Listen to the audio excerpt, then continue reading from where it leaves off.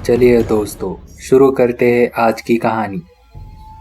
राजस्थान के कोटा की भूतिया हवेली। यह कहानी राजस्थान के कोटा शहर के एक भूतिया हवेली के बारे में है। यह हवेली राजा महाराजा के समय में बनाई हुई थी, लेकिन पिछले 18 सालों से इस हवेली में आज तक कोई भी रहने के लिए नहीं आया है।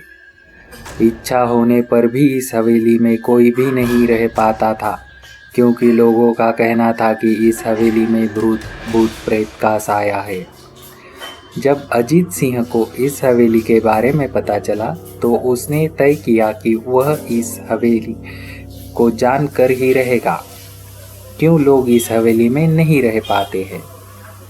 उसने मजबूत इच्छा शक्ति से हवेली में रहने की पूरी तैयारी कर ली।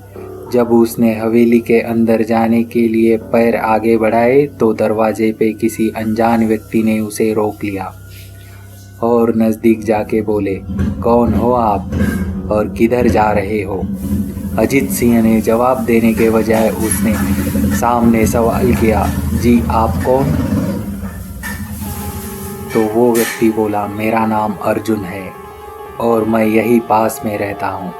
अजीत सिंह ने कहा, ओ अच्छा, मैंने सुना है कि यह एक भूतिया हवेली है और यहाँ कोई नहीं रह पाता, इसलिए मैं इस हवेली में एक दिन रुकने का फैसला किया है। अर्जुन सिंह ने कहा, जी हाँ, आपने सही सुना है और आप भी अंदर मत जाइए। मेरी माने तो आप भी वापस लौट जाइए, यहाँ बहुत खतरा है। यह सुनकर अरिजीत सिंह खुश हो गया, जैसे उन्हें कोई लॉटरी लग गई हो। अर्जुन सिंह ने उसकी खुशी को देखकर बोला, आप क्यों खुश हो रहे हो? आपको तो भूत का नाम सुनकर डरना चाहिए। शायद आपको पता नहीं होगा कि भूत प्रेत में काफ़ी दिलचस्पी रखता हूँ। अगर इस हवेली में भूत है तो मैं अंदर जाऊँगा और सारी सच्चाई का पता भी लगाऊँगा। इतना कहकर अजीत सिंह उस हवेली में चले गए। अंदर जाके अजीत ने अपनी बैग को साइड में रखा और हवेली के चारों ओर देखने लगा। सारे रूम भी चेक कर लिए।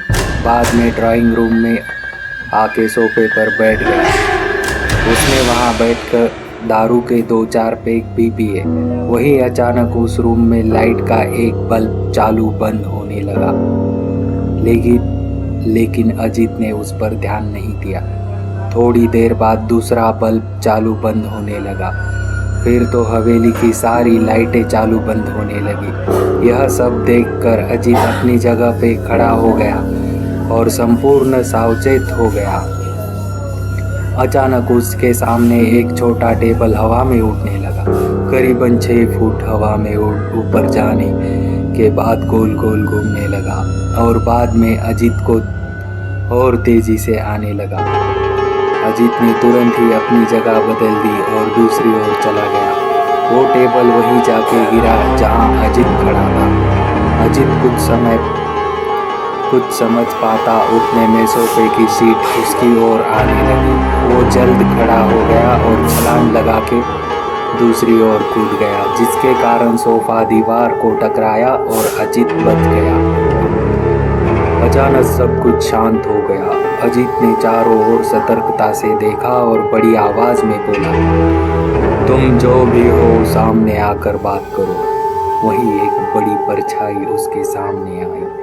अजीत ने उस परछाई को देखकर बोला, कौन हो तुम और क्या मुझे मारना चाहते हो? परछाई, तुम्हारी भूल के कारण। अजीत, मेरी भूल? कौन सी भूल? परछाई, इस हवेली में आने की भूल। मैं किसी को भी इस हवेली में खुश नहीं देख सकता। अजीत, लेकिन क्यों? वो परछाई ने जवाब दिया, आज से 18 साल पहले इस हवेली के मालिक ने मुझे यहीं पे मार डाला था। मेरी कोई गलती भी नहीं थी। इस कारण की वजह से मेरी आत्मा इस हवेली में भटकती रहती है। मैं किसी को भी इस हवेली में नहीं रहने दूंगा, क्योंकि इस हवेली में मेरा खून हुआ था। इस हवेली में जो भी रहने के लिए आएगा उसकी मौत होगी। अजीत ने कहा, मैं तुम्हें असली रूप में देखना चाहता हूँ। तुम्हें मारने से पहले मैं तेरी यह इच्छा अवश्य पूरी करूँगा। और उस परछाई ने एक भयानक दरमियान रूप ले लिया। उसका चेहरा इतना भयानक था कि अजित भी एक क्षण के लिए डर गया था, लेकिन दूसरे ही क्षण उसने अपने पर काबू पा लिया। बाद में इसने अपनी जेब से सफ़ेद पाउडर निकाला और भूत के ऊपर फेंक दिया। भूत के पर पाउडर पड़ते ही वो जलने लगा। बड़ी बड़ी ज्वाला उठने लगी। वो बहुत ज़ोर ज़ोर से चिल्लाने लगा और बाद में पूरी तरह से जल गया। उसके बाद अजीत ने चैन की सांस लिया और वहीं पर सो गया। दूसरे दिन सुबह जब अजीत को सही सलामत हवेली से बाहर आते देख अर्जुन को आश्चर्य हुआ। अर्जुन ने अजीत से पूछा, तुम कैसे जिंदा हो? जब अजीत ने अर्जुन को कल रात की घटी घटना को पूरी तरह से बताया और बोला, अब यह हवेली भूतिया हवेली नहीं रही।